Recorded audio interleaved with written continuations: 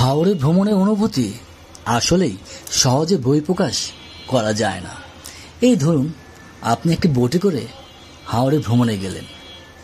হাওড়ের মাঝপথে চলন্ত বোটে ডান থেকে বাম থেকে সে কি প্রচণ্ড বাতাস, তা আপনাকে আসলেই শীতল করে দেবে। আর তার সাথে যদি হয় গুড়ি গুড়ি বৃষ্টি, তাহলে তো কথাই নেই। এই চলন্ত বোটের ভিতর যদি আপনার পছন্দ মতো হাওড়ের মাছ ভাজি ডাল দিয়ে খেতে পারেন, তাহলে কেমন হয়? আমরা এই সুযোগ হাতছাড়া করিনি।